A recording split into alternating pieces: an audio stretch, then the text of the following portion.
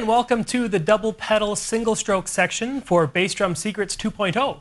Now on these lessons you're going to learn tons of different beats, you're going to learn tons of different fills, you're going to learn how to develop speed, endurance.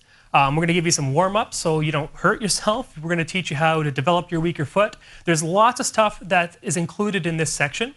But before we start, I'm just going to talk about one quick thing, and it's something that I've had a lot of people talk to me about in the past.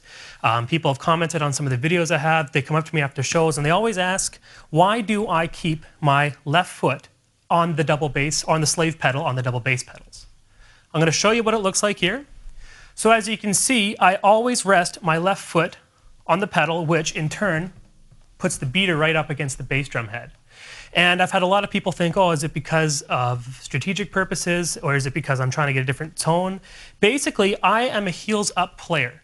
And you can play heels up, you can play heels down, you can also play flat foot. But for me, when I play double bass, I always have my heels up and my toes, or the ball of my feet, resting on the pedals. So what happens is this is creating a balance for me. This is keeping me on the stool. This is preventing me from falling over to one side.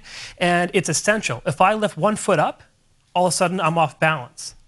So what happens when I'm playing the drums and I don't have my hi-hats open, so say I'm playing a beat,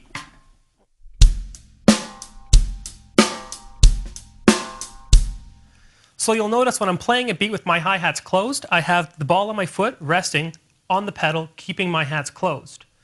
So where I'm going with this, when I open up my hats and I want to play maybe a chorus or a bridge, something with more energy, some more volume, and I want to have that sloshy feel, I have to take my foot off of the hi-hat pedal to do that.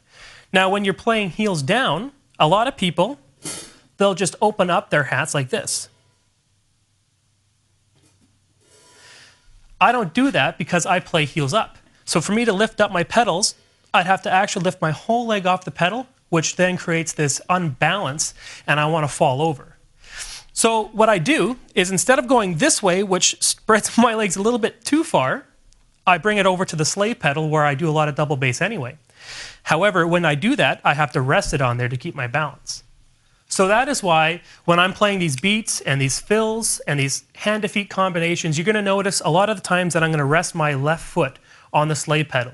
Now in turn, that's going to put the beater right up against the batter part of the drum head or the batter head. So a lot of people think, well, is that going to affect the sound? When you're playing rock and roll and when you're playing metal and when you're playing with your bass drum mic'd up, there's not going to be much of a difference. When you're playing something where it's a lot softer and you want some resonance or tone from your bass drum, then it might come into play, but you're not going to be normally playing double bass for songs like that anyway, for the most part.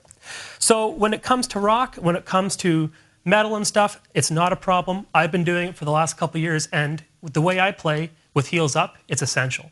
So that's just a quick explanation. I didn't want it to be something that's in the dark where people are wondering, I wonder why he's putting his left foot on the slave pedal. That is why. And if you're a heels up player, you're going to notice that you're probably going to end up doing that too. Don't worry about it. It's okay. Now let's get going with some of these double bass warm-ups.